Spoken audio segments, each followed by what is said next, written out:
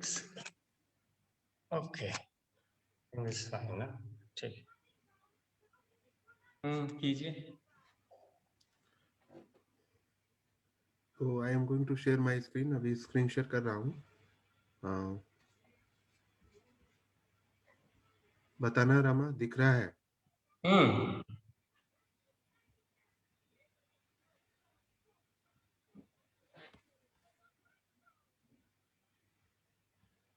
तो स्वागत है आज आपका नॉलेरियंस के मंच पर, वेयर हेड मीट्स हार्ट. और आज हमारे साथ होंगे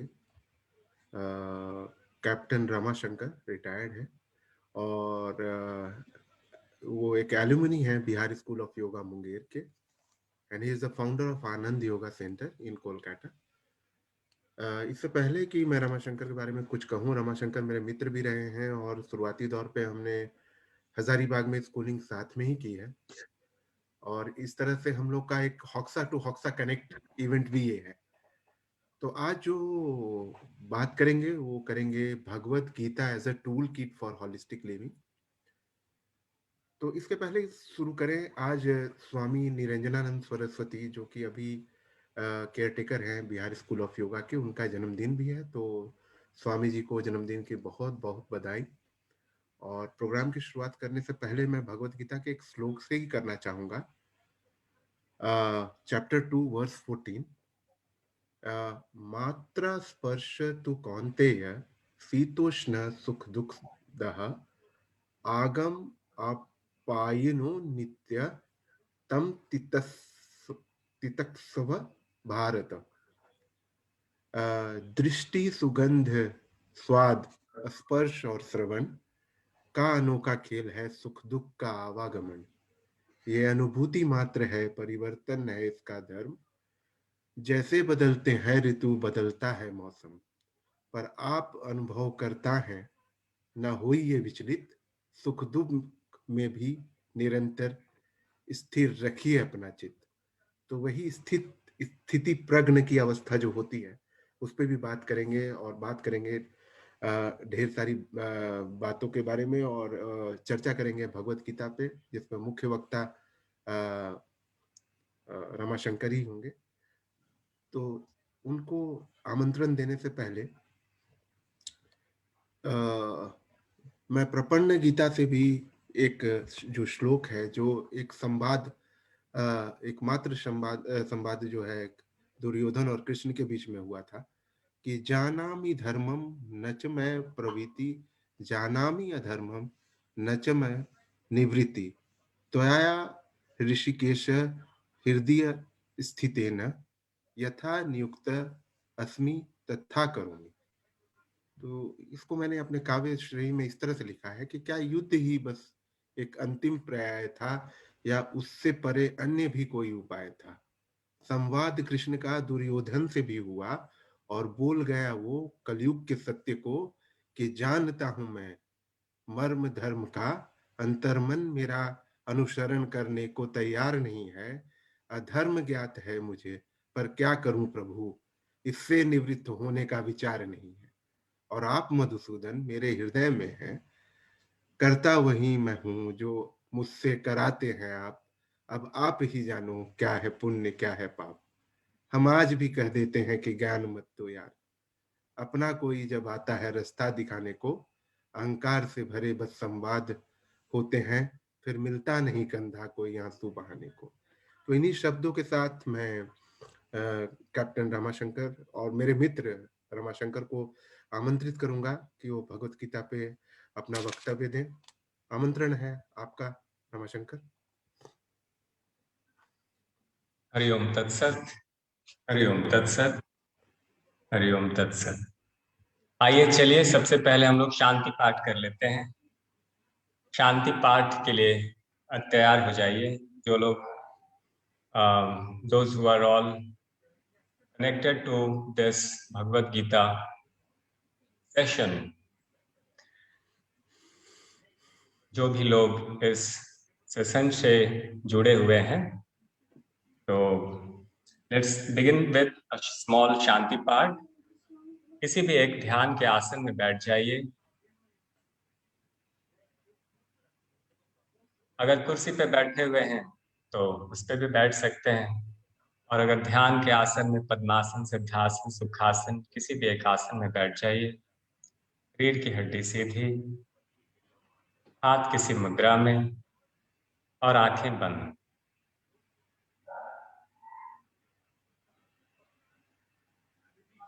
और पूरे शरीर को विश्राम देंगे। श्वास को भी विश्राम दीजिए, मन को भी विश्राम दें।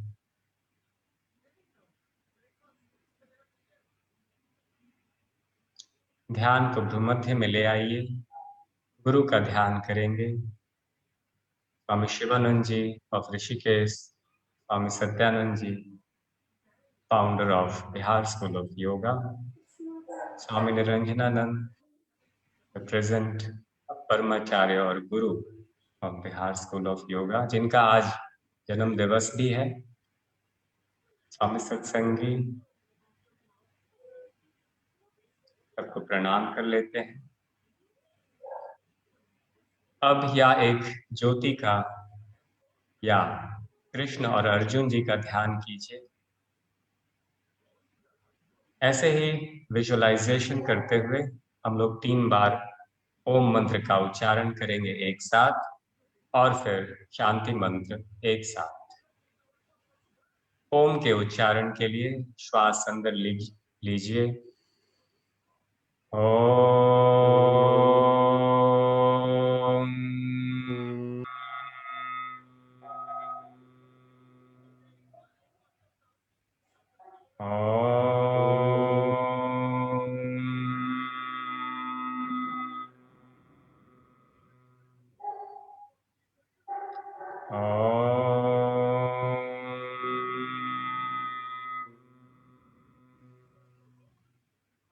शांति पाठ।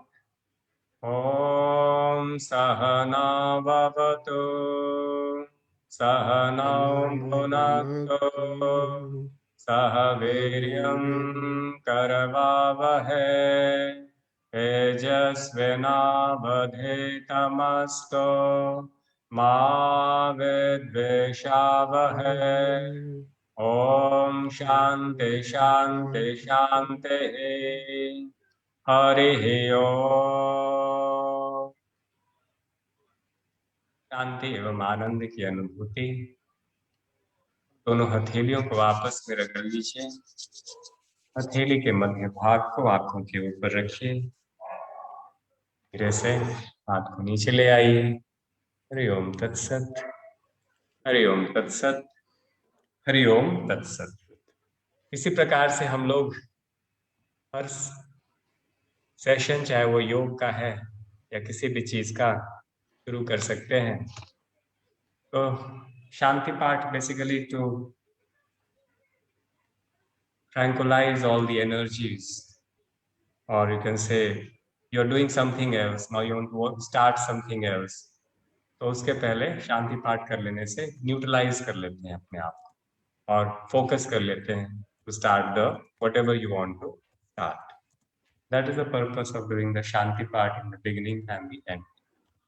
चलिए, to start with the Gita, we will start with I will not waste so much time upon myself or something else. We will come to the point so that we can utilize as much time as possible for the main thing. So Gita के बारे में I will start with a small story of Ramakrishna Paramhansa. Since I am established in Calcutta, so it has to start with Ramakrishna Paramhansa because it is his land. He was born in 1886 somewhere in Bengal, Kamarpur. Then Dakshineshwar was his कर्म भूमि in Calcutta. क्या होता था, वो जब कोई बहुत गीता या philosophy की बातें करते थे, वेद वगैरह पढ़ते रहते थे, उनके शिष्य या कोई भी लोग, तो वो ऐसे बोलते थे, Why do you study so much? ना क्यों पढ़ते हो, है ना? Why do you don't need to study so much. You should try to listen few basics, the essence from a realized guru, and then dive into the sadhana. जो मुख्य essence है scriptures का, उसको आप किसी सिद्ध गुरु से सुन लीजिए। और फिर ये फोकस ऑन द प्रैक्टिस, अभ्यास, अभ्यास पे फोकस कीजिए, है ना। तो he used to discourage a lot of learning, a lot of study, just intellectual studies, because एक दो थे, हाजरा जी थे वहां पर दक्षिणेश्वर में, तो he used to wear a lot of malas and all, and he used to, just talk about philosophy and the scriptures, but his practice was not much. तो उसको एग्जाम्पल दे करके वो बोलते थे। तो regarding the essence used to say, अरे गीता, गीता में क्या पढ़ना है, you reverse the word. Gita का रिवर्स क्या हो गया, इट इज तागी, मतलब त्याग। तो त्याग करो, then you dive into the sadhana. So Gita का वो सारांश, वेलकम आनंदिता, एंड अरुण जी भी आ गए हैं, अरे प्रशांत, अच्छा है, उसका नेटवर्क प्रॉब्लम। सो ये गीता का वो सारांश त्याग से देते थे, वर्ड को उल्टा कर दो बस, त्यागी मतलब त्यागना है। तो गीता में भी हम लोग वही बात करते हैं, अटैचमेंट्स को त्याग करने का, attachment to the fruits of the action, because Gita is one of the text on it, though it deals with the 18 types of yogas, but mainly the karma yoga which Lord Krishna recommend us. दूसरा वो बोलते थे बाकी scriptures के बारे में, वेद के बारे में, उपनिषद के बारे में, कि उसका क्या सारांश है, Brahma alone is real, rest is illusion. तो ब्रह्म ही एकमात्र सत्य है, बाकी सब माया है। You dive into the sadhana. So we'll not make this Bhagavad Gita session a purely intellectual or lecture cum discussion session. We will make it a practice. We will listen to his advice. So, and rather it's the birthday of Swami Niranjan, who is also called Yog Nidra Boy. No, I call him Yog Nidra Boy because सारे experiments Yog Nidra के उन्हीं पे हुआ था. He was the rabbit of Swami Satyanand Ji, and all the experiments of Yog Nidra were done on Swami Niranjan. When the Swami Niranjan was a small child, 6 years, 7 years and all, 8 years, तो वो स्वामी सत्य जब सो जाते थे तो स्वामी सत्यानंद जी used to read all the scriptures, and when he used to sleep, so in that way in Yog Nidra only, all the scriptures, knowledge of the scriptures were given to Swami Niranjan, and he used to recall when he used to get it. So that was the science of Yog Nidra. Yog Nidra is a state which you can say is a mid state of the subconscious mind, and Vishnu ji is the symbol of Yog Nidra. तो हम लोग शुरू करेंगे। तो this session will be in Yog Nidra, or you can sit in a meditation, sitting posture, if you are not very confident that you will remain awake throughout the practice.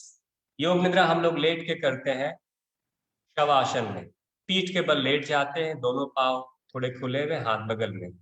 लेकिन उसमें problem क्या हो सकता है कि आप सो जाएंगे, तो हमारी बातों को पूर्ण रूप से नहीं सुन पाएंगे, लेकिन फिर भी कोई बात नहीं, your subconscious mind will listen, जितना सुना सुना, जितना नहीं सुना नहीं सुना।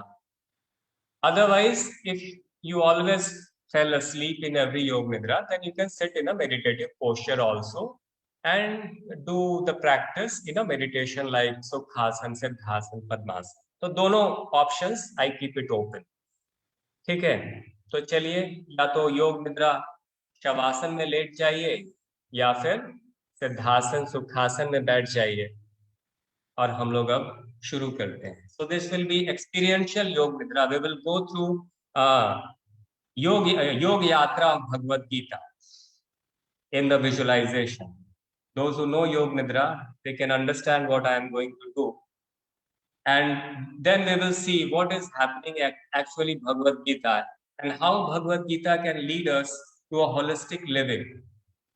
Because the story of the Bhagavad Gita, or the experience of the Bhagavad Gita, happens in everyone's life. So today we will all try to become Arjun and experience what Arjuna experienced during the discourse of the Bhagavad Gita and what Krishna advised him. So that will give us some auto suggestions और कुछ हम लोग को प्रेरणा मिलेगी जो जिससे हम लोग एक होलिस्टिक लिविंग की ओर बढ़ सके। Holistic living means you can say in which we create a balance between the mind, body and soul, समत्व। और योग का भी वही लक्ष्य है। The aim of yoga is to develop your complete personality in all the dimensions. The aim of yogic science is to develop the complete personality in all the dimensions. The dimensions which are mentioned in the yogic physiology or in the yogic terms is Annamaya Kosha, your physical body, the Pranamaya Kosha, the energy body, Manomaya Kosha, your mental body, Vijnanamaya Kosha, your psychic body, and Anandamaya Kosha, आपका आत्मा, है ना, आपकी आत्मा, आनंदमय कोश, your own soul. So in all the dimensions, to develop it and to create a balance is what is the aim of yoga. And Bhagavad Gita is a text of 18 forms of yoga. तो चलिए शुरू करते हैं। अरुण जी तो अच्छा जो बैठ गए हैं और लेट भी सकते हैं। And let's begin. चलिए योग निद्रा के लिए तैयार हो जाइए। या तो शवासन में लेट जाइए और हाँ रंजीत जी बैठ के कर सकते हैं, या एक आरामदायक आसन में बैठ जाइए अगर आप कॉन्फिडेंट नहीं है कि आप पूरे अभ्यास के दौरान जागृत रहेंगे। दोनों पांव के बीच थोड़ा अंतर, लगभग 1 फीट का अंतर। दोनों हाथ बगल में, हथेली ऊपर की ओर, पीठ के बल लेटना है। आंखें बंद कर लीजिए। मच्छर वगैरह से प्रोटेक्शन के लिए चादर ओढ़ सकते हैं, या अगर काटे तो बीच बीच में हटाते रहना है। योग निद्रा एक ऐसी निद्रा है जिसमें शरीर और मन विश्राम की अवस्था में रहता है, परंतु चेतना जागृत रहती है। अपने आप से कहिए, हम योग निद्रा करने जा रहे हैं, हम सोएंगे नहीं, हम पूरे अभ्यास के दौरान जागृत रहेंगे।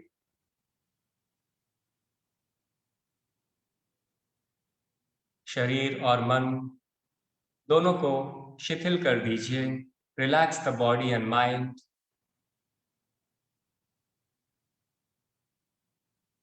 Loosen yourself completely. Say to your mind, you're going to practice Yoga Nidra. So, mind should leave you alone for some time so that you can be in peace.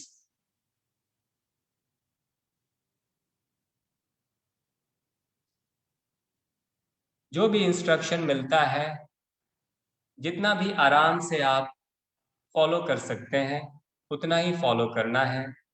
जो समझ में ना आए, डिफिकल्ट लगे, उसको भूल जाइए, उसको छोड़ देना है, पकड़ के नहीं रखना है, नेक्स्ट इंस्ट्रक्शन में जाना है। किसी भी अवस्था में मन पे बहुत ज्यादा जोर नहीं डालना है। Whatever instructions you can follow easily, you can follow, and whatever you don't understand, just leave it aside. शरीर और जमीन के बीच के स्पर्श को महसूस कीजिए। Become aware of all the touch points between the body and the floor. The sharp touch points between the body and the floor.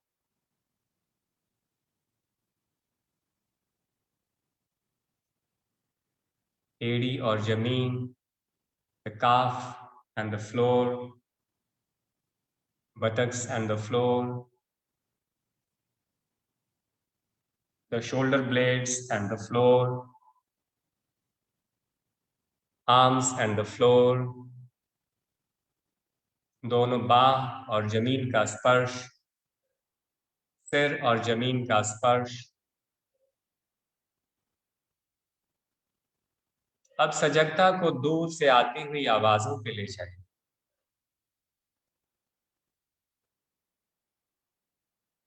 Awareness of external sound. Shift your awareness from one sound to another.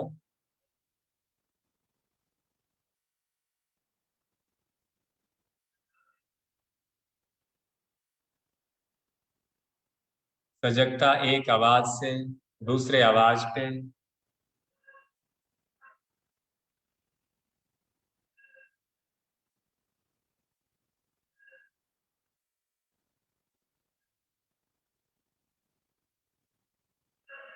अब सजगता को शरीर पे ले आइए. Awareness on the physical body and the touch sensation. Become aware of the breath and the sense of smell. As you inhale, feel the fresh energy going inside. As you exhale, feel all the worries and tensions going out.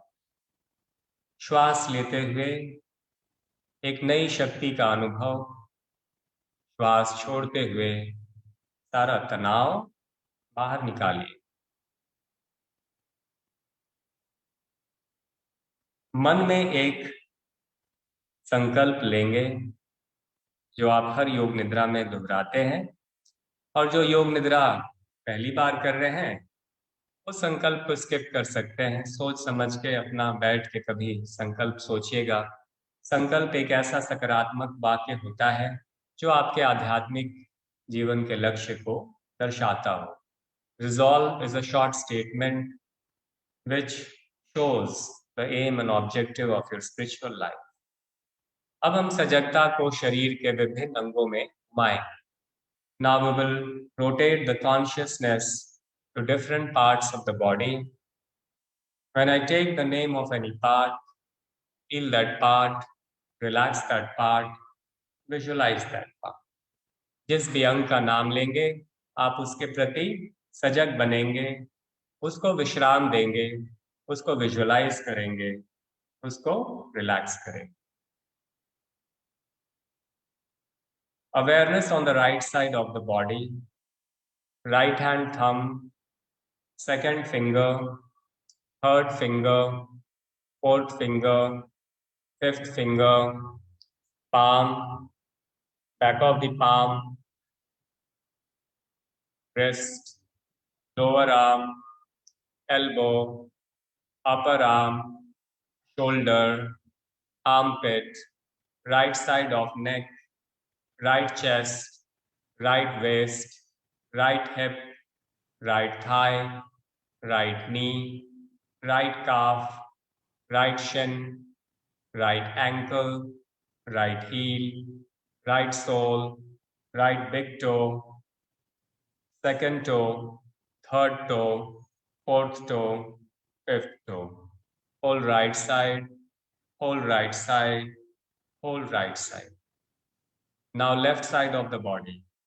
Left hand thumb, second finger, third, fourth, fifth, palm, back of the palm, wrist, lower arm, elbow, upper arm, shoulder, armpit, left side of neck, chest, waist, hip, thigh, knee, calf, shin, ankle, heel, sole, left big toe, second toe, third toe, fourth toe, fifth toe. Now back of the body, right leg touching the floor, left leg touching the floor, right buttock, right back, right shoulder blade, left shoulder blade, spine, back of the neck, back of the head, crown of the head, forehead, right ear, right temple, right eyebrow, eyebrow center, right eye, right nostril, nose tip, upper lip, lower lip, chin, right cheek, left cheek, throat, right collarbone, left collarbone, right chest, left chest, center of the chest, abdomen, navel, area below navel. Whole body, whole body, whole body. पूरा शरीर, पूरे शरीर को विश्राम दीजिए. अब श्वास के प्रति सजगता. Become aware of your breath and the pranamaya kosh.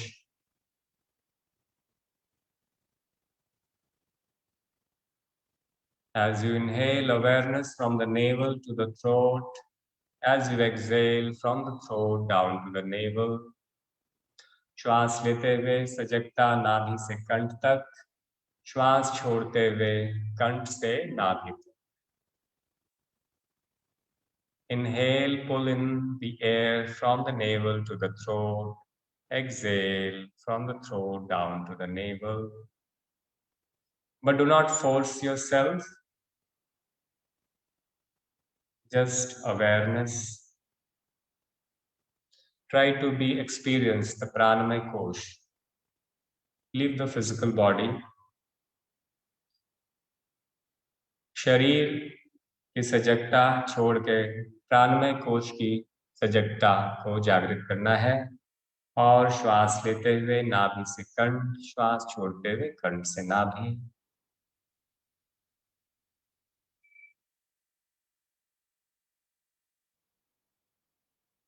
Gita शुरू होता है ध्यान श्लोक से, शांताकारं भुजगशयनं पद्मनाभं सुरेशं विश्वाधारं गगनसदृशं मेघवर्णं शुभांगं लक्ष्मीकान्तं कमलनयनं योगिविद्यार्णगम्यं वन्दे विष्णुं भवभयहरं सर्वलोकैकनाथं। जिनकी आकृति अतिशय शांत है, जो शेषनाग की शैया पर शयन किए हुए हैं, जिनकी नाभि में कमल है, जो देवताओं के भी ईश्वर और संपूर्ण जगत के आधार है, जो आकाश के सदृश सर्वत्र व्याप्त हैं, नील मेघ के समान जिनका वर्ण है, अतिशय सुंदर जिनके संपूर्ण अंग हैं, जो योगियों द्वारा ध्यान करके प्राप्त किए जाते हैं, जो संपूर्ण लोकों के स्वामी हैं, जो जन्म मरण रूप भय का नाश करने वाले हैं, ऐसे लक्ष्मीपति कमल नेत्र भगवान श्री विष्णु को मैं सिर से प्रणाम करता हूं।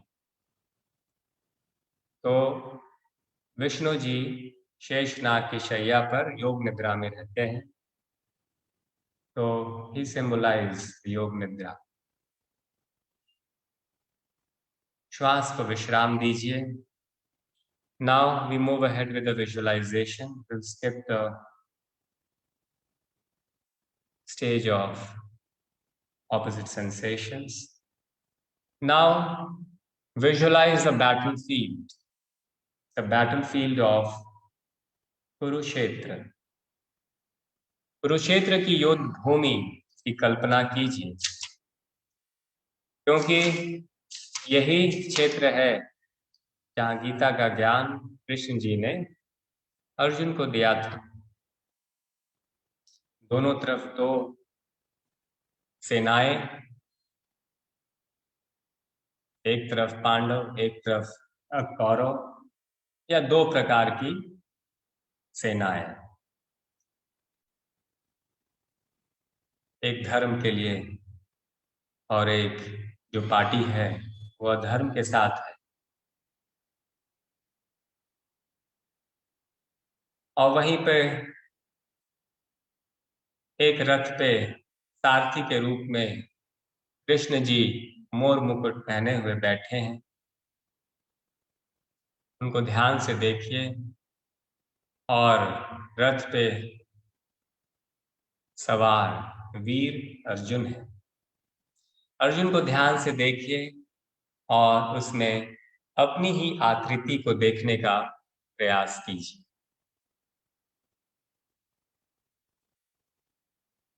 When you see the Arjun, you see yourself. Experience yourself sitting on the chariot with Lord Krishna, ready to fight the war.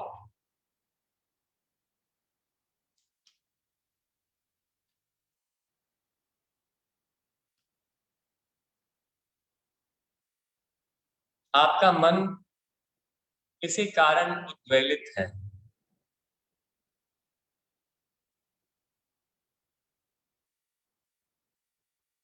थोड़ा कंफ्यूजन है, थोड़ा कंफ्यूज्ड है।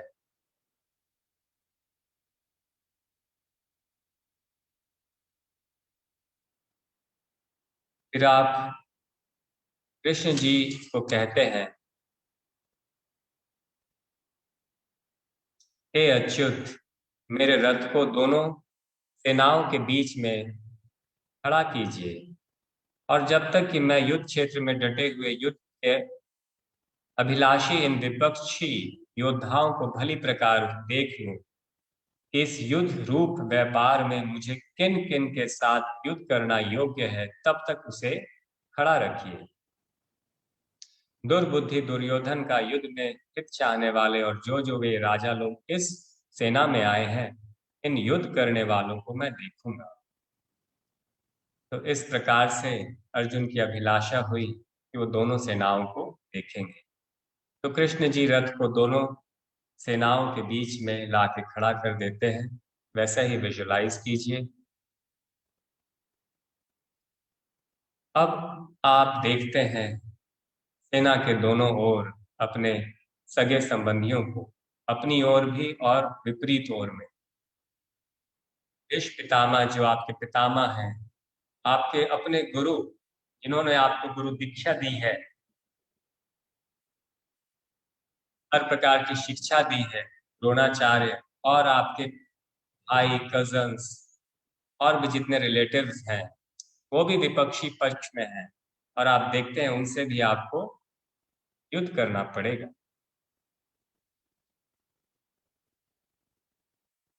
ये सब देख करके आपका मन करुणा से भर जाता है, शोकमय हो जाता है, और आप कृष्ण से कहते हैं,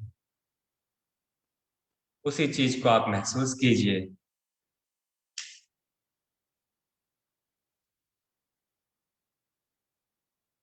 हे कृष्ण, मेरे अंग शिथिल हुए जा रहे हैं, मुख सूखा जा रहा है, मेरे शरीर में कंप और रोमांच हो रहा है, धनुष गिर रहा है, त्वचा भी बहुत जल रही है, मन भ्रमित हो रहा है, मैं खड़ा रहने समर्थ नहीं हूं, लक्षणों को भी विपरीत देख रहा हूं, युद्ध में स्वजन समुदाय को मारकर कल्याण भी नहीं देखता, मैं विजय नहीं चाहता हूं, राज्य भी नहीं, सुख भी नहीं, ऐसे राज्य का मैं क्या करूंगा, ऐसे भोग का जीवन से क्या लाभ। जिनके लिए राज्य भोग सुख आदि अभिष्ट है, वे ही सब धन और जीवन की आशा को त्याग कर युग में खड़े हैं। गुरुजन, ताऊ, चाचे, लड़के, उसी प्रकार दादे, मामे, ससुर, पौत्र, साले और संबंधी लोग हैं। इनको मारने पर तीनों लोगों का राज्य भी मिले तो भी मुझे नहीं चाहिए, फिर पृथ्वी क्या चीज है। और ये धृतराष्ट्र के पुत्र को मारकर क्या प्रसन्नता होगी, इसको तो मारकर पाप ही लगेगा। इस प्रकार से आप तरह तरह के लॉजिकल वर्ड्स, अपना कारण कृष्ण को बतलाते हैं, और अंत में कहते हैं कि यदि मुझ शस्त्र रहित एवं सामना न करने वाले को शस्त्र हाथ में ले हुए धृतराष्ट्र पुत्र रन में मार डालें, तो वह भी मारना मेरे लिए अधिक कल्याणकारक होगा। तो अंत में जैसे वो सुइसाइड ही करना चाहते हैं, कर्म नहीं करना चाहते हैं, और आप धनुष का त्याग करके रथ के पीछे भाग में बैठ जाते हैं, विषाद से युक्त, विषाद से युक्त, अश्रुओं से पूर्ण उस अर्जुन की मनोवृत्ति को महसूस कीजिए। केशव कहते हैं, हे अर्जुन, तुम इस समय इस मोह से कैसे हेतु प्राप्त हुए, क्योंकि यह न श्रेष्ठ पुरुषों द्वारा आचरित है, न स्वर्ग को देने वाला है, न कीर्ति को देने वाला है। तुम नपुंसकता को मत प्राप्त हो और हृदय की दुर्बलता को त्याग कर युद्ध के लिए खड़ा हो जाओ। तो आप कहते हैं, मैं किस प्रकार से अपने पितामह और गुरु की हत्या करूंगा या गुरु को के विरुद्ध लड़ूंगा, वे दोनों ही मेरे पूजनीय हैं। अभी तो मुझे ये भी नहीं पता है कि युद्ध करना चाहिए या युद्ध नहीं करना चाहिए। अर्जुन का प्रॉब्लम क्या है, उसको कर्तव्य बोध नहीं है। आपकी समस्या है कि आपको क्या करना है, ये असमंजस में है, आपको पता नहीं। दूसरा ये भी नहीं पता है कि हम जीतेंगे कि हारेंगे। तो दूसरा बड़ा प्रॉब्लम है, ये नहीं पता है कि जीतेंगे कि हारेंगे, और वो मार कर अपने स्वजन को जीना भी नहीं चाहते। तो इस प्रकार से ये सब समस्या अर्जुन के पास है। कर्तव्य नहीं पता है, रिजल्ट्स नहीं पता है, लेकिन इसका मूल कारण क्या है? ये सब जो बातें या सोच विचार अर्जुन के मन पे हो रही है, इसका मुख्य कारण क्या है? What is the root cause? Results के बारे में उनको ध्यान है, कर्तव्य का बोध नहीं है। तो वही अगला 17 अध्याय में कृष्ण जी उसका निवारण करते हैं और रूट कॉज को ठीक करते हैं। कृष्ण जी बोलते हैं आपसे, न शोक करने योग मनुष्यों के लिए शोक करता है, और पंडितों के ऐसे वचनों को कहता है। जिनके प्राण चले गए हैं उनके लिए, और जिनके प्राण नहीं गए हैं उनके लिए भी पंडित जन शोक नहीं करते। तो ये पहला निवारण। अर्जुन सोच रहे थे वो किसी को मार देंगे, तो बोलते हैं शोक तो नहीं करना है, क्योंकि जो जिनके प्राण चले गए उनके लिए भी शोक करने की आवश्यकता नहीं है, और जिनके प्राण जाने वाले हैं उनके लिए भी शोक करने की आवश्यकता नहीं है। क्यों? क्योंकि ऐसा नहीं था कि किसी काल में मैं नहीं था, अथवा अथवा तुम नहीं थे, या यार ये राजा लोग नहीं थे, या आगे इसके फ्यूचर में हम लोग नहीं होंगे, ऐसा कृष्ण जी आपसे बतलाते हैं। तो पहला जो मन में जो सेंस ऑफ इनसिक्योरिटी अर्जुन के मन में चल रही है या आपके मन में हो रही है, उसका कृष्ण जी निवारण कर देते हैं कि जो उस युद्ध में जितने भी लोग पार्टिसिपेट कर रहे हैं, सब लोग पास्ट में भी थे, प्रेजेंट में भी हैं, और फ्यूचर में भी रहेंगे। वो बोलते हैं जीवात्मा जैसे इस देह में बालकपन, जवानी और वृद्धावस्था होती है, वैसे ही शरीर की प्राप्ति होती है। उसमें धीर पुरुष मोहित नहीं होते। आत्मा तो अमर है, उसको तो उसकी तो मृत्यु नहीं होती। तो मृत्यु तो वैसे ही है जैसे हम लोग वस्त्र बदलते हैं। तो तुम शोक किसका कर रहे हो, और तुम किसको मारोगे? तुम तो मार ही नहीं सकते किसी। तो उसका जो अर्जुन की जो समस्या थी उसका निवारण वो कृष्ण जी इस प्रकार से कहते हैं। फिर कहते हैं, सर्दी गर्मी सुख दुख को देने वाली इंद्रिय और विषयों के संयोग को उत्पत्ति विनाशील और अनित्य है, इसलिए हे भारत तुम उसको सहन करो। जो भी सुख दुख हो रहा है उसको तुम सहन करो, क्योंकि वो तो अनित्य है।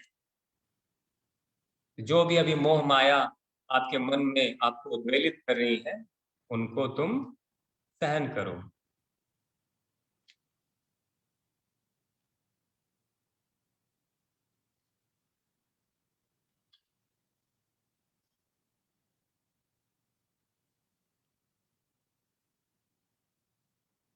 और भी तरह तरह से आपको वो मोटिवेट करने का प्रयास करते हैं ताकि आप युद्ध कर सकें। यह बुद्धि तेरे लिए ज्ञान योग के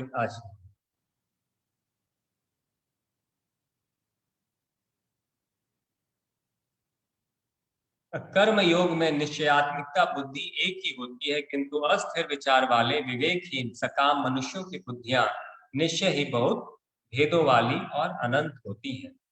तो कर्म योग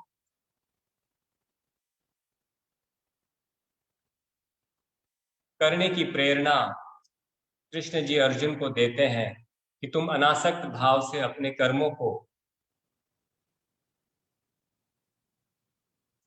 करो और युद्ध में डट के सबका सामना करो। उसको कर्तव्य समझकर और अपनी बुद्धि को निश्चय करो, और समबुद्धि युक्त पुरुष पुण्य और पाप दोनों को इसी लोक में त्याग देता है और उनसे मुक्त हो जाता है। इससे तू समत्व रूप योग में लग जा। इस समत्व रूप योग की कर्मों में कुशलता है, अर्थात कर्म बंधन से छूटने का उपाय है। तो बुद्धि को समबुद्धि बनाना है, ताकि सुख दुख लाभ हानि इसकी चिंता ना रहे, सिर्फ कर्तव्य के लिए कर्म को किया जाए। और समत्व रूप योग, समत्व रूप योग जिसमें हम लोग हमेशा समभाव को मेंटेन करके रखते हैं। तो फिर आप पूछते हैं, अर्जुन पूछते हैं, समाधि में स्थित परमात्मा को प्राप्त हुए स्थिर बुद्धि पुरुष के लक्षण क्या है? जब उनको स्थिर बुद्धि होने की प्रेरणा दी जाती है तो फिर उनके वो लक्षण पूछते हैं। तो उसके बारे में कृष्ण जी बोलते हैं, जिस काल में यह पुरुष मन में स्थित संपूर्ण कामनाओं को भली भांति त्याग देता है और आत्मा से आत्मा में ही संतुष्ट रहता है, उस काल में वह स्थित प्रज्ञ कहा जाता है। आत्मा से आत्मा में ही जब संतुष्टि प्राप्त कर लेता है आदमी या पुरुष, तो उसको स्थित प्रज्ञ कहा जाता है। उसको बाहरी वातावरण उद्वेलित नहीं करती है।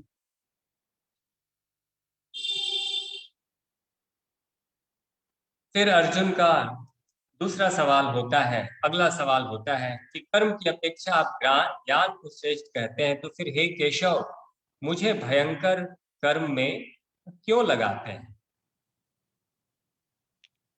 तो भगवान कहते हैं कि इस लोक में दो प्रकार की निष्ठा कही गई है, एक तो ज्ञान योगियों की यानी सांख्य योगियों की, और दूसरी अकर्म योगियों की। मनुष्य न तो कर्मों को आरंभ किए बिना निष्कर्मता यानी योग निष्ठा को प्राप्त होता है, न कर्मों के केवल त्याग मात्र से सिद्धि यानी सांख्य निष्ठा को ही प्राप्त होता है। तो कर्म का त्याग तो किसी हाल में भी हम लोग त्याग नहीं कर सकते हैं, क्योंकि उसके बिना निष्कर्मता को भी हम लोग उसकी सिद्धि नहीं हो सकती। और सिर्फ कर्मों का त्याग करने से ही भी हम लोग सांख्य निष्ठा या ज्ञान योगी भी नहीं बन सकते हैं। इसीलिए जो पुरुष मन से इंद्रियों को वश में करके अनासक्त हुआ समस्त इंद्रियों द्वारा कर्म योग का आचरण करता है, वही श्रेष्ठ है। तो फिर से उनको कर्म योग का आचरण करने की प्रेरणा देते हैं। हम लोग बहुत ज्यादा इसमें डिटेल वार्तालाप में नहीं जाएंगे, मुख्य मुख्य जो बातें हैं उसको करने का प्रयास करेंगे। फिर आपके मन में एक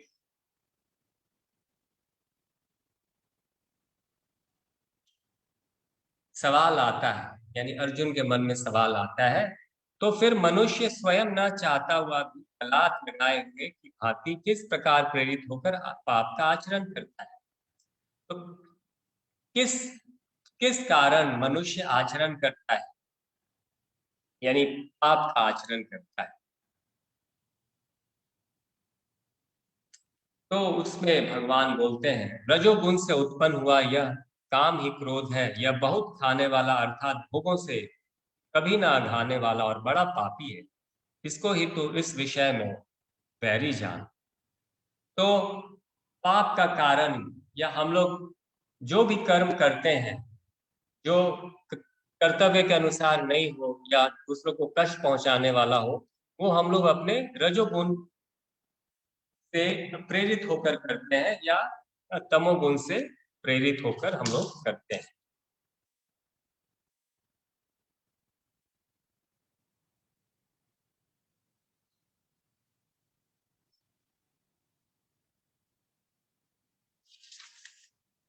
फिर कृष्ण जी बोलते हैं, इस अविनाशी योग को सूर्य से उन्होंने कहा था।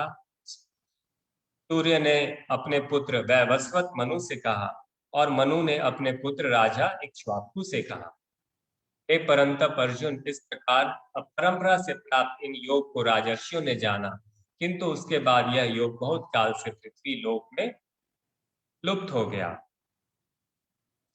फिर अर्जुन का सवाल होता है, आपका जन्म तो अभी का है, सूर्य तो बहुत पुराना है, तो फिर आपने सूर्य को शिक्षा कैसे दी? तो कृष्ण जी आपसे कहते हैं कि मेरे और तेरे बहुत से जन्म हो चुके हैं, तुम उनको नहीं जानते हो, लेकिन मैं उनको जानता हूं। जब जब धर्म की हानि और अधर्म की वृद्धि होती है, तब तब मैं अपने रूप को रचता हूं, अर्थात साकार रूप से लोगों को सम्मुख प्रकट होता हूं। आपके मन में फिर से एक सवाल, हे कृष्ण, आप कर्मों के संन्यास की, फिर कर्म योग की प्रशंसा करते हैं, इसलिए इन दोनों में से मेरे लिए भली भांति निश्चित कल्याणकारक साधन जो है उसको कहिए। तो आपके मन में सवाल है कि क्या मैं कर्म से संन्यास ले लूं या कर्मयोग करूं? ये असमंजस में है, वही तो असमंजस है। लोग सोचते हैं ये कर्म करूं या ये कर्म मैं छोड़ दूं। तो इसमें भगवान बोलते हैं कर्म संन्यास और कर्म योग ये दोनों ही परम कल्याण करने वाले हैं, परंतु उन दोनों में से भी कर्म संन्यास कर्म योग साधन में सुगम और श्रेष्ठ है। जो पुरुष न किसी से द्वेष करता है, न किसी का की आकांक्षा करता है, वह कर्मयोगी सदा सन्यासी समझने योग्य है। तो जो कर्मयोगी होते हैं और अनासक्त भाव से काम करते हैं, ना ही किसी से प्रेम, ना ही द्वेष, तो ना ही राग ना द्वेष, नहीं प्रेम तो सबके साथ होना है, ना ही राग ना द्वेष, वैसा कर्मयोगी सन्यासी ही माना जाता है। तो कर्म संन्यास और कर्म योग में कर्म योगी होना ज्यादा श्रेष्ठ। फिर उनका सवाल, हे मधुसूदन, यह योग आपने संभाव से कहा है, मन के चंचल होने से मैं इस नित्य स्थिति को नहीं देखता हूँ। अब अर्जुन का दूसरा प्रॉब्लम है, मन तो मेरा चंचल है, तो ये संभाव और कर्म योग अनासक्ति मैं कैसे पाऊंगा? जो हमारे जीवन में होता है, लेक्चर तो सुन लिए, ये करो वो करो सच बोलो, और न दुख में मिलित हो, न सुख में बहुत ज्यादा एलेटेड हो, लेकिन उसको करे कैसे? मन तो चंचल है, तो चंचलता का क्या उपाय है? उसको किस प्रकार से हम लोग करें? तो उसके लिए कृष्ण जी सलाह देते हैं, हे महाबाहो, निस्संदेह मन चंचल और कठिनता से वश में होने वाला है, परंतु हे कुंती पुत्र अर्जुन, यह अभ्यास और वैराग्य से वश में होता है। तो अभ्यास, प्रैक्टिस और वैराग्य, ये दो हथियार हैं जिनके द्वारा आप मन की चंचलता को दूर कर समभाव या समत्व योग की प्राप्ति कर सकते हैं। जो लोग थोड़ा लेट से ज्वाइन किए हैं, वो योग निद्रा में लेट जाएंगे और योग निद्रा में ही विजुअलाइज करते रहेंगे। जो भी वार्तालाप कृष्ण और अर्जुन के बीच में हो रहा है, उसको विजुअलाइज करके मन में महसूस करना है, अर्जुन आप ही हैं और कृष्ण कृष्ण जी हैं। कृष्ण को विजुअलाइज कीजिए और अपने आप को अर्जुन मानिए। हाँ, टीके जी ज्वाइन किए हैं। तो अभ्यास और वैराग्य के द्वारा मन की चंचलता को हम लोग दूर कर सकते हैं। चलिए आगे बढ़ते हैं। फिर उनको बताते हैं, जो मेरे शरण होकर जरा और मरण से छूटने के लिए यत्न करते हैं, वे पुरुष उस ब्रह्म को, संपूर्ण अध्यात्म को, संपूर्ण कर्म को जानते हैं। जो पुरुष अधिभूत और आदि दैव के सहित तथा अधियज्ञ के सहित सबका आत्म रूप मुझे अंत काल में भी जानते हैं, वे युक्त चित्त वाले पुरुष मुझको जानते अर्थात प्राप्त हो जाते हैं। फिर अर्जुन का सवाल, ये नया नया टर्म क्या आ गया भाई? तो हे पुरुषोत्तम, यह ब्रह्म क्या है, अध्यात्म क्या है, कर्म क्या है, अधिभूत नाम से क्या कहा गया है, और आदि देव किसको कहते हैं? हे मधुसूदन, यह अधियज्ञ कौन है और यह शरीर में कैसे है, तथा युक्त चित्त वाले पुरुषों द्वारा अंत समय में किस प्रकार जाने जाते हैं? तो ये सब 7 सवाल अर्जुन जी कृष्ण से दोबारा पूछते हैं। अभी हम लोग थोड़ा स्पिरिचुअल लाइफ में जा रहे हैं। तो कृष्ण जी आपको ज्ञान देते हैं, परम अक्षर ब्रह्म है, अपना स्वरूप अर्थात जीवात्मा अध्यात्म नाम से कहा जाता है। भूतों के भाव को उत्पन्न करने वाला जो त्याग है वह कर्म नाम से जाना गया है। कर्म क्या है? भूतों के भाव को उत्पन्न करने वाला त्याग। उत्पत्ति विनाश धर्म वाले सब पदार्थ अधिभूत है। अधिभूत यानी ऑल मैटर्स, उत्पत्ति और जिनका विनाश होता है। हिरण्यमय पुरुष अधिदैव है। तो अधिदैव हम लोग हिरण्यमय पुरुष को कहते हैं। देहधारियों में श्रेष्ठ अर्जुन, इस शरीर में मैं वासुदेव ही अंतर्यामी रूप से अधियज्ञ है। तो अधियज्ञ वो खुद है।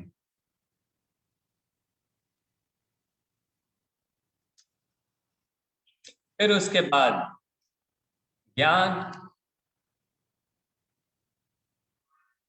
विभिन्न प्रकार के यज्ञों को के बारे में कृष्ण जी अर्जुन जी को बताते हैं।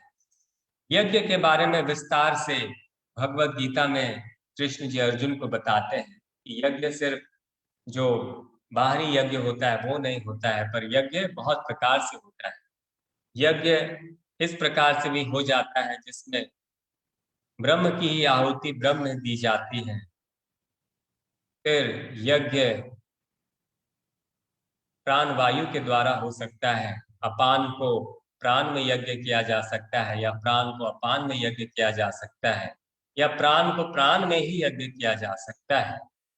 फिर ज्ञानेंद्रियों को मन में यज्ञ किया जा सकता है। तो यज्ञ के विभिन्न रूपों को कृष्ण जी आपको बताते हैं, जिससे आप योग मार्ग में आगे बढ़ सके और आंतरिक यज्ञ का अभ्यास कर सके। इसके बाद फिर से आपके मन में एक सवाल आता है। आप बोलते हैं आप परम ब्रह्म, परम धाम और परम पवित्र हैं, क्योंकि आपको सब ऋषिगण सनातन दिव्य पुरुष और देवों का भी आदि देव, अजन्मा और सर्वव्यापी कहते हैं। वैसे ही देवर्षि नारद और असित और देवल ऋषि और महर्षि व्यास भी कहते हैं, और आप भी मेरे प्रति कहते हैं। हे भगवान, आपके लीला में स्वरूप को न तो दानव जानते हैं न देवता ही। हे भूत को उत्पन्न करने वाले, हे भूतों के ईश्वर, हे देवों को देव, हे जगत के स्वामी, हे पुरुषोत्तम, आप स्वयं ही अपने से अपने आप को जानते हैं। इसलिए आप ही अपनी दिव्य विभूतियों को संपूर्णता से कहने में समर्थ हैं। इसलिए आप हमें बताइए। तो अब अर्जुन जी कृष्ण जी की विभूतियों या को जानने के लिए इच्छुक हैं और उनसे रिक्वेस्ट करते हैं। आप कृष्ण जी से रिक्वेस्ट करते हैं कि आप अपने बारे में ही बताइए। तो कृष्ण जी आपको बताते हैं, हे कुरुश्रेष्ठ, मैं सब भूतों के हृदय में स्थित सबका आत्मा हूँ। सब भूतों का आदि, मध्य और अंत ही मैं हूँ। अदिति के 12 पुत्रों में विष्णु, ज्योतियों में किरणों वाला सूर्य हूँ। जैसे जैसे वो बता रहे हैं वैसे वैसे आप विजुलाइज कीजिए उन रूपों में। 49 वायु देवताओं का तेज और नक्षत्रों का अधिपति चंद्रमा हूँ। वेदों में सामवेद, देवों में इंद्र, इंद्रियों में मन, भूत प्राणियों की चेतना अर्थात जीवन शक्ति हूँ। 11 रुद्रों में शंकर, यक्ष और राक्षसों में धन का स्वामी कुबेर हूँ। आप इसी प्रकार से विजुअलाइजेशन करते रहिए और कृष्ण जी के रूपों को देखते रहिए। 8 वसुओं में अग्नि और शिखर वाले पर्वतों में सुमेरु पर्वत, पुरोहितों में मुखिया बृहस्पति, महर्षियों में भृगु, यज्ञों में जप यज्ञ और स्थिर रहने वाले हिमालय पहाड़, वृक्षों में पीपल, देवर्षियों में नारद मुनि, गंधर्वों में चित्ररथ, सिद्धों में कपिल हूँ। घोड़ों में अमृत का उत्पन्न करने वाला उच्चैश्रवा, श्रेष्ठ हाथियों में ऐरावत नाती, शस्त्रों में वर्ष, गौओं में कामधेनु हूँ। नागों में शेषनाग, जलचरों का अधिपति वरुण, दैत्यों में प्रहलाद, पवित्र करने वालों में वायु, सृष्टियों का आदि और अंत मध्य है ही। विद्याओं में अध्यात्म विद्या, अक्षरों में अकार, समासों में द्वंद्व, सबका नाश करने वाले मृत्यु और होने वाले का उत्पत्ति हेतु, स्त्रियों में कीर्ति, गायन करने वाले श्रुतियों में बृहत्मास और छंदों में गायत्री, दमन करने वाले का दंड, भूतों की उत्पत्ति का कारण, दिव्य विभूतियों का अंत नहीं है। मैंने अपनी विभूतियों का विस्तार तो तेरे लिए एक देश से संक्षेप में कहा है। इस प्रकार से विभिन्न प्रकार की विभूतियों को आपको वो बतलाते हैं। अब अर्जुन में एक और अभिलाषा जागती है। मुझ पर अनुग्रह करने के लिए धन्यवाद, क्योंकि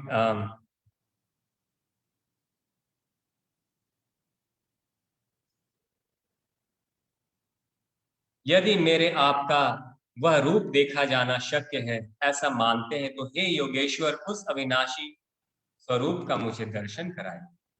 अब विश्व रूप दर्शन की अभिलाषा अर्जुन के मन में आती है कि कृष्ण जी के विश्व रूप का दर्शन किया जाए, और इसमें आप गहन समाधि में अपने आप को अनुभव कीजिए।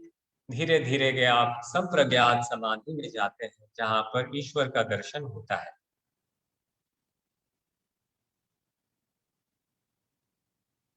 तो अर्जुन जी संप्रज्ञात समाधि की अवस्था को प्राप्त कर लेते हैं कृष्ण जी की प्रेरणा से, और उनको विश्व रूप दर्शन होता है। हे पार्थ, अब तू सैकड़ों हजार नाना प्रकार के, नाना वर्ण और नाना आकृति अलौकिक रूपों में दे। तू मुझे आदित्यों को अर्थात अदिति के 12 पुत्रों को, 8 वसुओं को, और आप विश्व रूप का उसी प्रकार से विजुअलाइजेशन करने का प्रयास करेंगे और आनंद उठाएंगे। 11 रुद्रों को, दोनों अश्विनी कुमारों को और 49 मरुद्गणों को देख। एक जगह स्थित चराचर सहित संपूर्ण जगत को देख।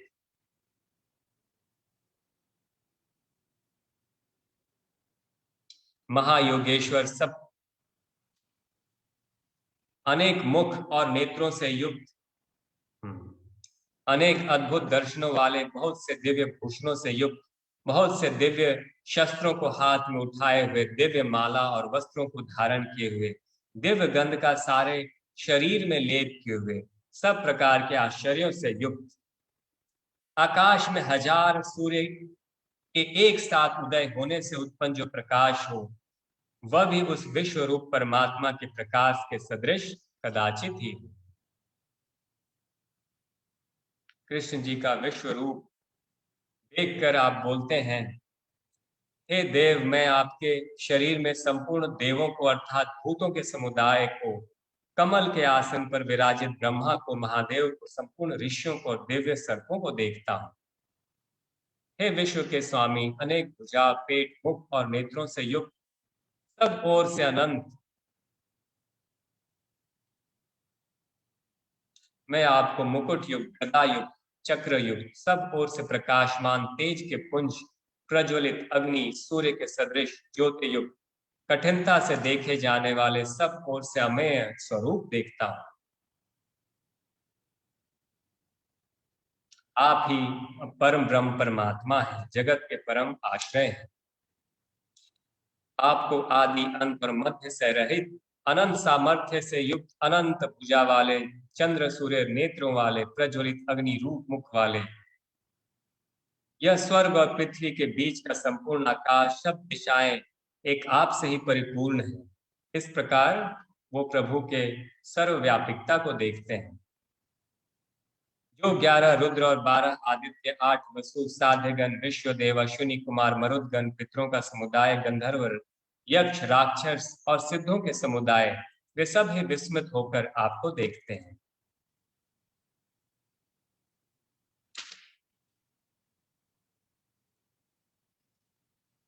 दाढ़ों के कारण विकराल और प्रलय काल की अग्नि के समान प्रज्वलित आपके मुखों को देखकर मैं दिशाओं को नहीं जानता, सुख भी नहीं पाता हूं। हे जगन निवास, आप प्रसन्न होइए।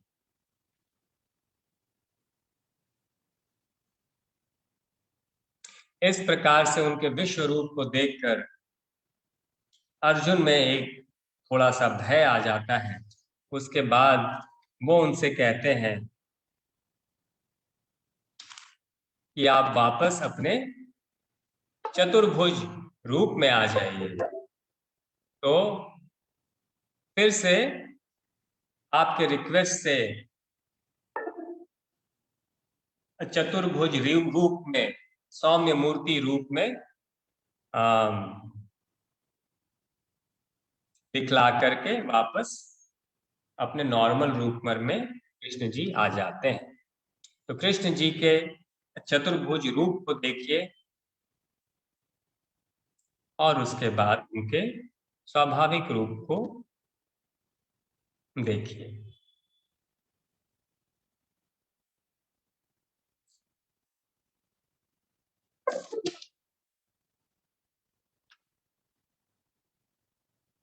अर्जुन बोले।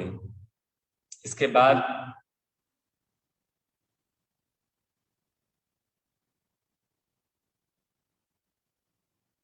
फिर से एक सवाल, जो अनन्य प्रेमी भक्तजन पूर्वोक्त प्रकार से निरंतर आपके भजन ध्यान में लगे रहकर आप सगुण रूप परमेश्वर को और दूसरे को केवल अविनाशी सच्चिदानंद घन निराकार ब्रह्म को ही अति श्रेष्ठ भाव से भजते हैं, उन दोनों प्रकार के उपासकों में अति उत्तम योग वेत्ता कौन है?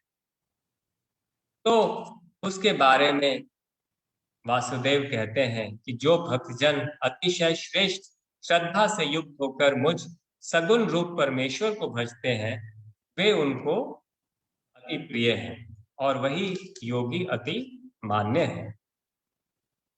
फिर से आपके मन में सवाल आता है कि पुरुष किन किन लक्षणों से युक्त होता है, किस प्रकार के आचरणों वाला होता है। जब उन्होंने उनको सत्व गुण, रजस गुण, तमस गुण के बारे में बताया कि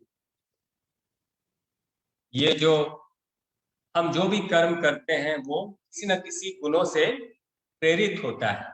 हमें लगता है कि कर्ता हम हैं, लेकिन ये प्रकृति के 3 गुणों का ही खेल है। तो उसी से हम लोग सभी कर्मों को करते हैं। तो उसके ऊपर अर्जुन जी सवाल करते हैं, इन 3 गुणों से अतीत पुरुष किन किन प्रकार के लक्षणों से युक्त होता है और किस प्रकार से आचरण करने वाला होता है। जो पुरुष सत्व कार्य रूप प्रकाश को और रजो गुण के कार्य रूप प्रवृत्ति को और तमोगुण के कार्य रूप मोह को न तो प्रवृत्त होने पर उनसे द्वेष करता है और न निवृत्त होने पर उनकी आकांक्षा रखता है, ऐसे ही पुरुष त्रिगुणातीत हो सकते हैं। जो साक्षी के सदृश स्थित हुआ, गुणों के द्वारा विचलित नहीं किया जा सकता और गुणों ही गुणों में बरतते हैं, ऐसा समझता है।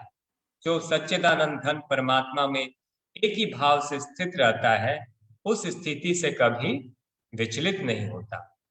जो निरंतर आत्म भाव में स्थित, दुख और सुख को समान समझने वाला, मिट्टी पत्थर स्वर्ण में समान भाव वाला, ज्ञानी प्रिय और अप्रिय को एक सा मानने वाला और अपनी निंदा स्तुति में भी समान भाव वाला हो। तो अगर हम लोग गुणों के परे जाना चाहते हैं तो इस प्रकार की स्थिति हम लोगों को रखना पड़ेगा, समभाव या एक ही भाव।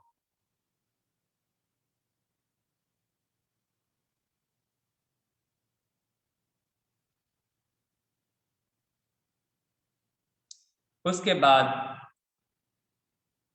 फिर से एक अर्जुन के मन में एक सवाल आता है, जिज्ञासा आती है, हे कृष्ण, जो मनुष्य शास्त्र विधि को त्याग कर श्रद्धा से युक्त हुए देवादि का पूजन करते हैं, उनकी स्थिति फिर कौन सी है, सात्विकी या राजसी? क्योंकि सब लोग तो शास्त्र के अनुसार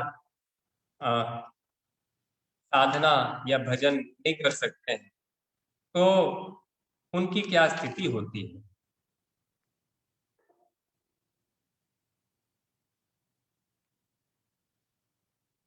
तो वो बताते हैं सभी मनुष्यों की श्रद्धा उनके अंतःकरण के अनुरूप होती है।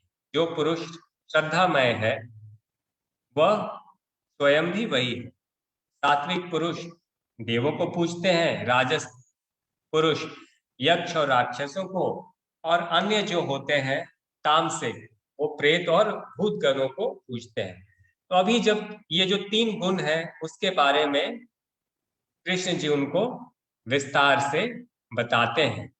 भोजन भोजन के बारे में भी अभी योग में या किस प्रकार से आचरण साधक को करना चाहिए ताकि वो योग मार्ग में आगे बढ़ सके, हम लोग का आचरण किस प्रकार से होना चाहिए ताकि हम इन 3 गुणों से परे जा सके या कम से कम सात्विक बन सके, उसके बारे में कृष्ण जी डिटेल में बताते हैं। भोजन के बारे में बताते हैं, सात्विक भोजन, राजसिक भोजन और तामसिक भोजन। फिर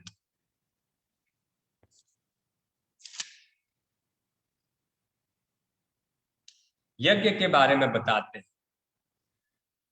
कि किस प्रकार का यज्ञ जो है वो यज्ञ को सिर्फ कर्तव्य भावना से ही जो किया जाता है वो हो गया सात्विक यज्ञ। लेकिन किसी इच्छा से जब यज्ञ को किया जाता है तो वो राजसिक माना जाता है। और तामसिक वध यह हुआ जिसमें शास्त्र विधि नहीं होता है, अन्नदान से रहित होता है और या तो किसी को हानि पहुंचाने के लिए होता है।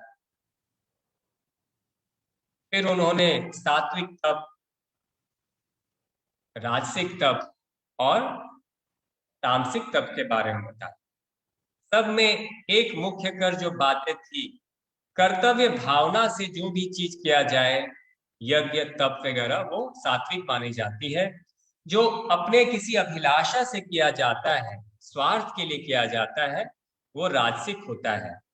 और तामसिक में या तो दूसरों को कष्ट पहुंचाने के लिए या फिर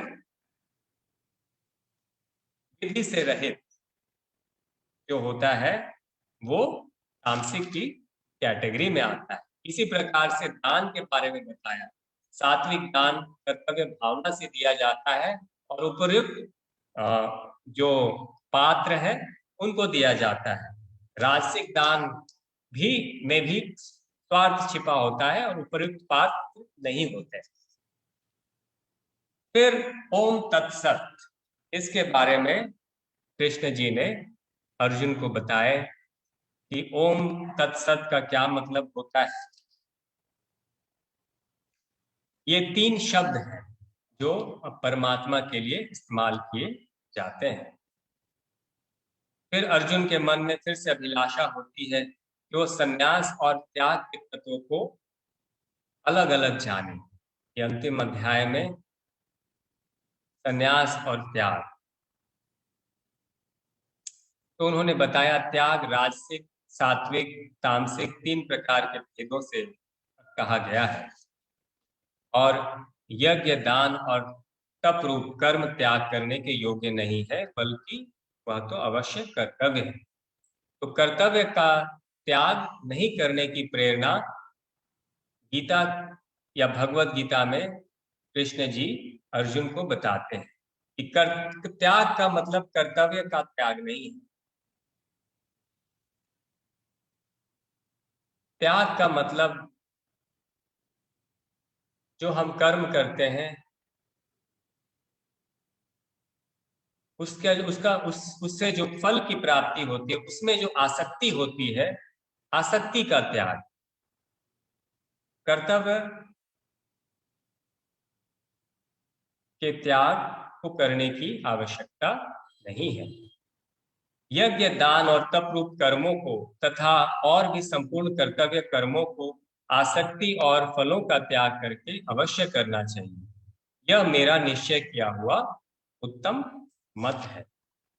तो कर्म फल का त्याग करना है, कर्तव्य का त्याग नहीं। क्योंकि कर्म योग में बंधन मुक्ति के लिए हम लोग को कर्म करने की आवश्यकता पड़ती है, उसके बगैर हम लोग कर्म बंधन से मुक्त नहीं हो सकते हैं। इसलिए गीता लोग को बहुत, जो लोग समझते हैं कि इसको पढ़ करके या इसकी शिक्षा लेकर लोग वैरागी हो जाते हैं, तो वो उल्टा समझते हैं। ये एक ऐसा विज्ञान है जिसको सुन करके या जिसके द्वारा हम लोग और कर्तव्यनिष्ठ होते हैं। फिर कृष्ण जी आपको ज्ञाता, ज्ञान, ज्ञेय, कर्ता का करण और क्रिया, इन सब के बारे में बताया जाता है।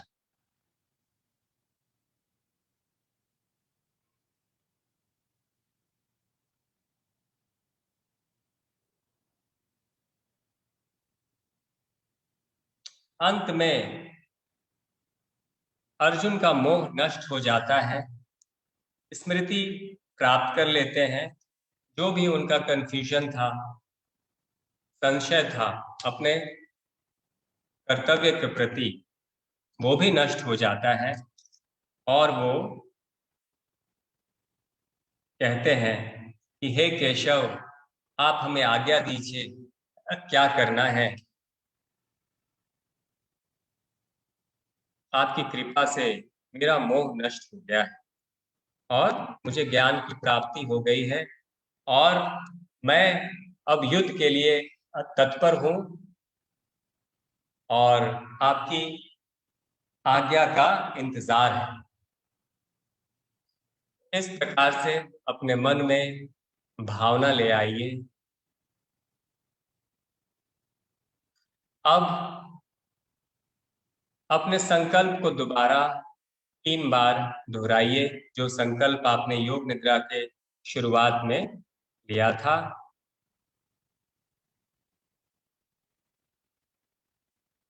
श्वास के प्रति सजग बनिए।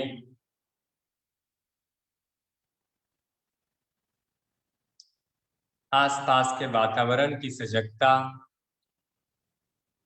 दूर से आती हुई आवाजों की सजगता,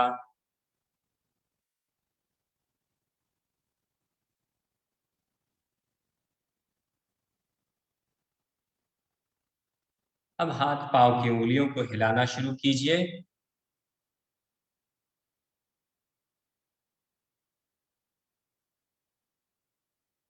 अब दोनों हाथ को सिर के ऊपर स्ट्रेच कर लें। दोनों हाथ को सिर के नीचे रख लें, फिंगर्स इंटरलॉक्ड। पांव को फोल्ड कर लीजिए। फिर पांव को दाहिनी तरफ, सिर को बाईं तरफ, फिर पांव को बाईं तरफ, सिर को दाहिनी तरफ। इस प्रकार से 2 बार कीजिए।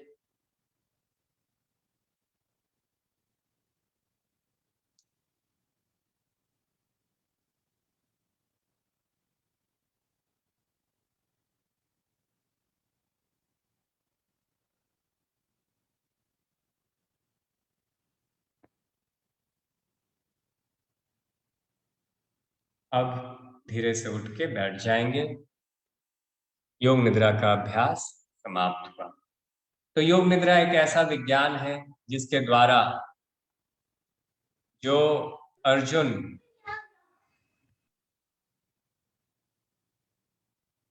संशय में भरा हुआ था, कर्तव्य से दूर भाग रहा था, डिमोटिवेटेड हो गया था, यहाँ तक कि आत्मग्लानि से आत्महत्या तक करना चाह रहा था, उसमें फिर से एक नया जीवन, एक नई शक्ति आ जाती है और वो अपने कर्तव्यों को पूरा करने के लिए तत्पर हो जाता है। क्योंकि हाँ, we did around 45 minutes of visualization, which was a very long visualization. We tried to cover all the questions which was raised by Arjun related to life, related to yoga, which was little fast moving.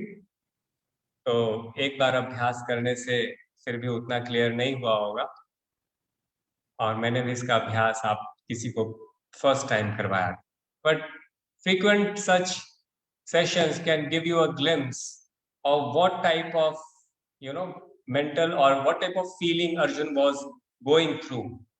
and what type of questions and inquiries he had. And the same types of inquiries we also have in our daily life. Not every day, but it comes in our life once or twice. Same types of environment happens when you don't know what to do. When you really, Arjun में भी वही हाल था, उसको कर्तव्य बोध नहीं था, क्या करे, ये करे कि वो करे. और दूसरा मोह में ग्रसित था. मृत्यु is one of the main thing, because the sense of insecurity is there. Just see the effect of the pandemic. Everybody is afraid of death, and because of that everything is going on, and we have left all the work and all those things. जो भी हो, जिस समय जो जो कर्तव्य होगा उस समय करना है. तो सबसे पहले तो गीता में मृत्यु को ही बेकार दिया गया है कि मृत्यु के लिए शोक करना ही बेकार है. बिकॉज अगर आपको कोई कहते यू आर एटर्नल, जैसे जितने भी राक्षस लोग तपस्या करके वरदान प्राप्त करते हैं अमरता के ही, लेकिन अगर किसी ने आपको बोल दिया तुम तो अमर ही हो, वैसे ही आपकी मनोवृत्ति पूरी का चेंज हो जाएगा, आपका एटीट्यूड ही चेंज हो जाएगा लाइफ के प्रति. एक प्रकार की शांति छा जाएगी. जैसे हम लोग नए क्लास में जाते हैं, एक साल बाद एग्जाम है, तो एक साल तक निश्चिंत हो जाते हैं कम से कम, एग्जाम तो लास्ट में. वैसे कोई कहते हैं अरे आपकी मृत्यु तो 500 साल बाद है, अभी बहुत लाइफ है. तो अगर कोई बोल दे you are eternal, you will not die on, the whole attitude for the life will change. तो वही सब बातों से और प्लस समभाव, कर्तव्य निष्ठा और आसक्ति का त्याग करने के लिए कृष्ण जी प्रेरित करते हैं. And whoever who are on online, will you be able to do the yoga nidra? Arun ji or Ananta is online. I'll just take, or maybe we can have the feedback later on. I'll ask now Ranjeev to maybe he can close the. It was a No, it was a good session and you took us very nicely. सबसे पहली बात है कि ज्यादातर जो speakers होते हैं वो सिर्फ बोलने का रहता है उनका, कि बताते हैं कि क्या करना है, लेकिन आपने जिस तरह से हमें योग निद्रा में ले जाके और फिर ये अनुभूति वाली चीज हो गई कि हम फील किए कि उस प्रॉब्लम में जाके, और जिस तरह से आपने सेशन को लीड किया कि मतलब गीता को अगर आप उल्टा कर देते हैं तो त्यागी हो जाता है, तो त्याग जो है वो मूल मंत्र कहीं ना कहीं है जो गीता में है. उसके बाद है कि भाई कर्तव्य से हमें नहीं हटना है, कर्तव्य करना है, कर्म फल का त्याग करना है, कर्तव्य करते रहना है. ये बहुत ही महत्वपूर्ण मतलब बिंदु है जो कि एज अ कोर रन कर रहा है पूरे. और समत्व का भाव, समत्व का भाव कैसे आएगा? जैसे मान लो कि मैं और तुम हो, तो मैं तो उस अर्जुन की स्थिति में, युद्ध की स्थिति में नहीं हूं, तो मुझे मतलब कृष्ण अर्जुन का जो मेरे अंदर जो संवाद चलता होगा या जो कंफ्यूजन होता है, ये कहाँ है कृष्ण और कहाँ है अर्जुन, हमारे अंदर जो चलता है उसमें कौन है कृष्ण? क्या कृष्ण और अर्जुन एक ही है? क्या हम ही खुद हैं वो दोनों के? ये कैसे होता है ये? मतलब जैसे मान लो कि हम बहुत ज्यादा कंफ्यूजन में, डे टू डे लाइफ का जो प्रॉब्लम्स है उसमें गीता की प्रासंगिकता को कैसे तुम देखते हो रमा?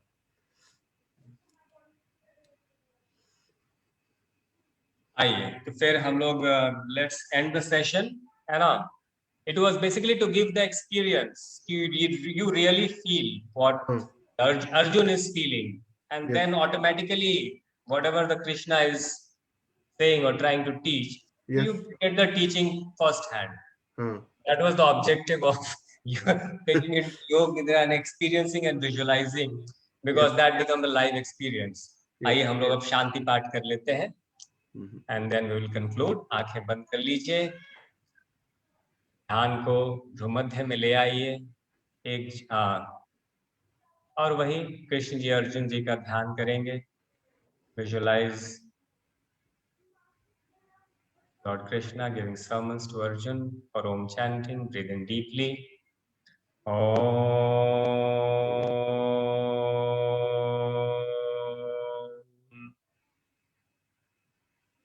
शांति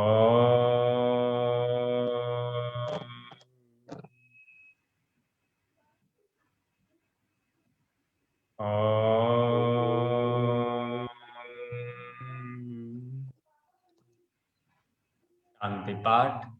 ओम शांति शांति शांति। हरि ओम।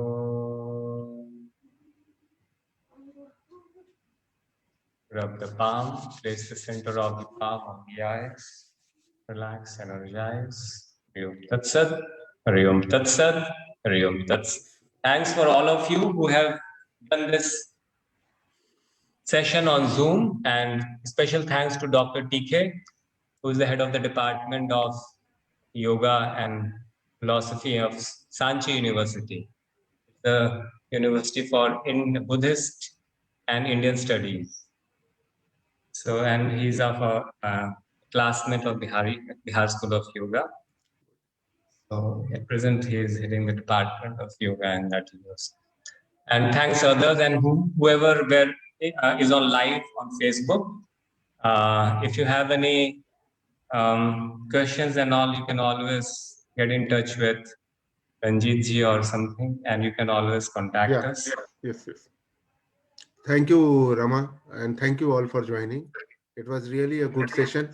I hope there are many questions which we can take later with Rama in another session or so. It was an experiential session, so maybe later we can plan something on this and take more questions, and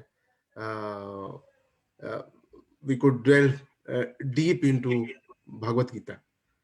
Thank you. Hari Om. Hari Om. Hari Om. Hari Om. Hari Om. Hari Om, sir. Hari Om. Hari Om.